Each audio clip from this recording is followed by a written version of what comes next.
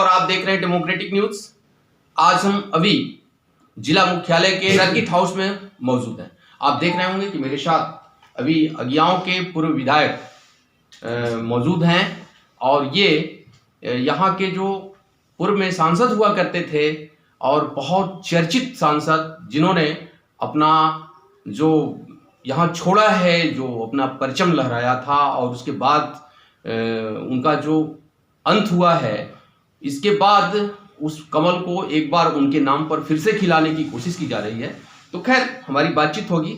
ये उन्हीं के बेटे हैं जी। नमस्कार। और वही डेमोक्रेटिक न्यूज में बहुत बहुत स्वागत है आपका। धन्यवाद।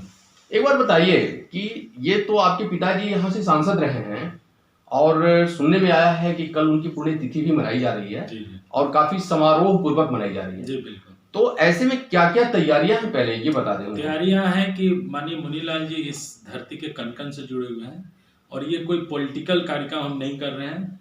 ये शुद्ध रूप से माननीय मुनीलाल जी का फोटो हम लगाएंगे मंच पे और साथ ही भजन का कार्यक्रम होगा, धार्मिक भजन होंगे और साथ ही साथ एक सामाजिक समरसता का एक बौद्धिक होगा। जो हमारे संघ से जुड़े हुए लोग हैं वो सामाजिक समरसता पर एक बौद्धिक देंगे।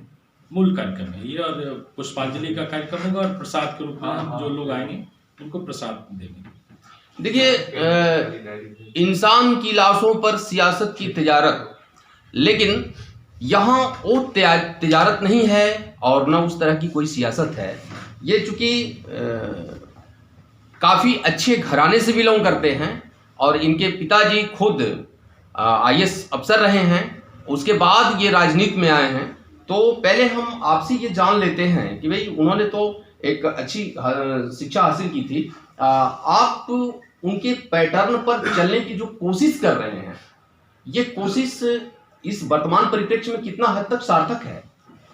देखिए, मैं छात्र जीवन से मैं एक स्पोर्ट्समैन रहा हूँ और साथ ही जब मैं कॉलेज में था तो विद्यार्थी परिषद से जुड़ा और संघ का मैं स्वयंसेवक हूँ।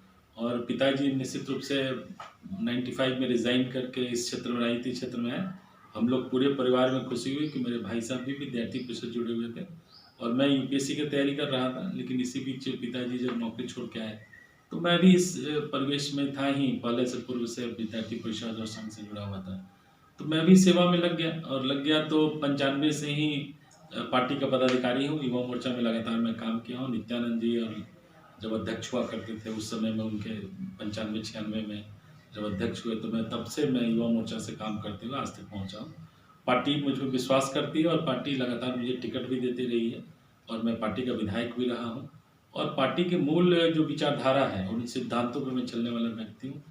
कोई राजनीति का ध्येय मेरा कोई सत्ता पाने का नहीं है। लेकिन एक बात बताइए, अभी जो पार्टी की बात आप कर रहे हैं, पार्टी की वकालत कर रहे हैं, एक बात हमको बताइए कि अभी कैमूर और सासाराम में तो आपका जनाधार कहीं दिख नहीं रहा है।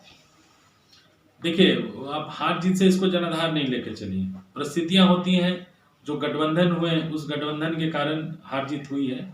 इससे हम लोग हताश होने वाले नहीं है। आपको याद करना चाहिए अटल बिहारी वाजपेयी जी जब 1984 में जब इस देश में 2 सांसद हुआ करते थे, तब उन्होंने कहा था एक दिन ऐसा आएगा कि कांग्रेस इस देश में नहीं घबराव रहेगी। और आज हुआ, आज अपने बल पे आज भारतीय जनता पार्टी की सरकार है। लेकिन इससे हताशा वाली बात नहीं। लेकिन आप इसको कैसे देखते हैं? जैसे यहाँ आप हर जगह चारों विधायक आपके बीजेपी के हुआ करते थे, ऐसी स्थिति में आज कहीं कमल नहीं खिला। देखिए, तो इसको कहाँ आप मानते हैं कि कहाँ से चूक हुई है? कोई चूक नहीं हुई है। देखिए, अभी हम तो किसी और विषय पे बात कर रहे थे लेकिन ये पॉलिटिकल बात होने लगी। मेरे हर एक विधायकों ने ज़्यादा वोट पाया है। इस गठबंधन में जो गठबंधन हुआ उस गठबंधन में कुछ बिखराव हुआ, कुछ बिखराव के कारण हम हारे। ऐसे कोई नहीं, हमारे सभी विधायक को पूर्व से ज़्यादा मत आए। तो इसका मतलब तो यह है कि पुण्यतिथि के बहाने एक सियासत को और धार देने की कोशिश की जा रही है पार्टी की ओर से? नहीं, अभी नहीं। अभी हमारे किसान का कार्यक्रम चल रहा है। माननीय संजय जायसवाल जी आ रहे हैं, वहाँ राजनीतिक बात होगी। और मोहनिया और रामगढ़ में माननीय संजय जायसवाल प्रदेश अध्यक्ष आ रहे हैं, वो वहाँ पे इन सब। देखिए भाई, आप बहुत पढ़े लिखे आदमी हैं और आपने सब कुछ को बहुत बारीकी से देखा है। हम समझ रहे हैं, आपकी बातचीत से हमको लग रहा है कि काफी अनुभवी हैं और जमीन से जुड़े हुए हैं। तो ऐसी स्थिति में किसानों के साथ जो समस्या अभी फिलहाल है, हम इन सब चीजों को नहीं जाना चाहते, लेकिन कुछ ऐसी चीजें बातें आ जा रही हैं कि हमको कहना पड़ रहा है। बात करूंगा। किसानों की बात अगर करते हैं तो ये देश की आज़ादी के बाद पहली सरकार है जो किसानों के हित में काम कर रही है।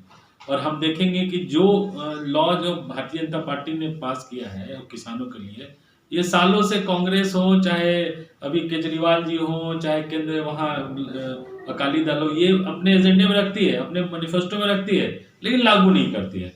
और उसी बिल को भारतीय जनता पार्टी ने जब मैनिफेस्टो में लाया और उसको जमीन पर धरा, अब विरोध करने लगे। मैं एक सवाल पूछता हूँ, आज पूरे देश में वामपंथी विचारधारा के लोग आगे हैं, सबसे ज्यादा आगे हैं, और मैं उसी धरती से हूँ जहाँ वामपंथी की खासकर माले का गढ़ है, अगियाव जो माले का गढ़ है, इकवारी में माले का गठन हुआ, इकवारी गांव से ही माले का जन्म हुआ, वहां से मैं बिलोंग करता हूँ, उस क्षेत्र से बिलोंग करता हूँ। और वो लोग किसान विरोधी हैं, जो माले के लोग हैं, जो वामपंथी विचारधारा है, वो किसान विरोधी हैं कि उनकी लड़ाई जमीन से है, कि वो लाल झंडा गाड़ते हैं।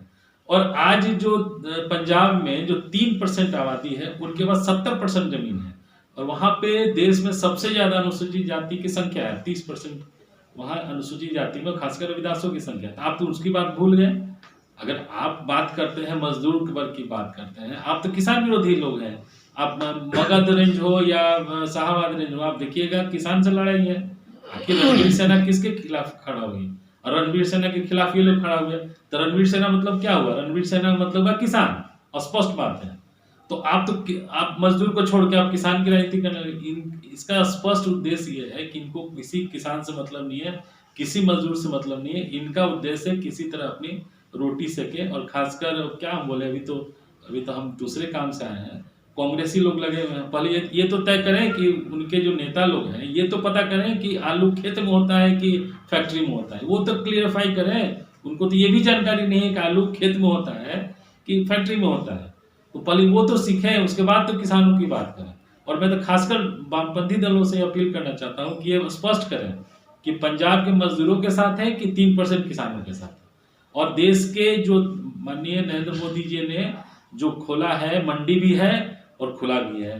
देश की जो आवश्यक चीजें जिसके कारण महंगाई बढ़ती है, वैसे चीज के कारण उन चीजों को छोड़ा भी है, और किसानों को मूल्य नहीं मिलता है। आलू है, कुछ दाल की चीजें हैं, जो सरकारी चीजों में उसको बांधा गया था, उसको खोलने का काम किया है। अगर उसको बाजार में सीधे लाने के काम से किसानों को ज्यादा पैसा मिलेगा, वो काम किया। कॉन्ट्रैक्ट फार्मिंग की बात करते हैं, तो अभी कुछ दिन पहले अमरिंदर सिंह जो है पंजाब के सीएम, पठानकोट में ऑफिशियली आप देख सकते हैं, यूट्यूब में आप डाल के खोल के देख सकते हैं, उनका भाषण भी है, लंबा लंबा भाषण दिए कि कॉन्ट्रैक्ट फार्मिंग होगा तो किसानों को बहुत फायदा हो गया। आज उसी अपनी बात को काट रहे हैं। तो मैं तो चुनौती देता हूं जो विपक्ष के लोग जो कह रहे हैं कि ये बिल किसान विरोधी, मैं चुनौती देता हूं कि अपने अंदर झांकने का काम करें, अपने अंदर झांकने का काम करें, अपने अंदर झांकने का काम करें। सबसे बड़ी बात यह है कि अभी किसानों को लेकर के सियासत बहुत तेज है।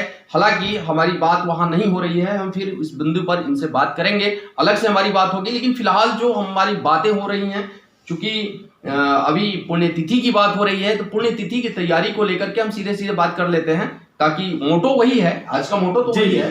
तो उस मोटे पे हम बात करते हैं कि ये तैयारी को लेकर के क्या कुछ खास ऐसा है, चूंकि मुनीलाल जी को मरे हुए भी हमको लगता है एक साल कल हो रहा है, पहली पुण्यतिथि है।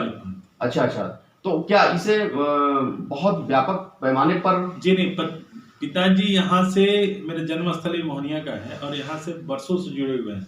जगजीवन हम चुनाव लड़ते थे तो मेरे परिवार के लोग आते थे चुनाव प्रचार में। आज से नहीं, मेरे एक अपने रिलेशन यहाँ पे सिविल सर्जन थे, भोला बाबू, बहुत एक भभुआ में सिविल सर्जन थे। ये 1960s की बात है। तो ये से, और पहले तो एक ही जिला हुआ करता था, शाहबाद एक जिला हुआ करता था, अलग जिला होता नहीं था। तो इस कारण से लगाव तो काफी दिनों से है। लगाव तो मतलब हम कहें कि मेरे जन्म से पहले से लगाव है। पिताजी का लगाव जगजीवन से रहा, हमारे परिवार से ही आते हैं हम कहीं न कहीं से।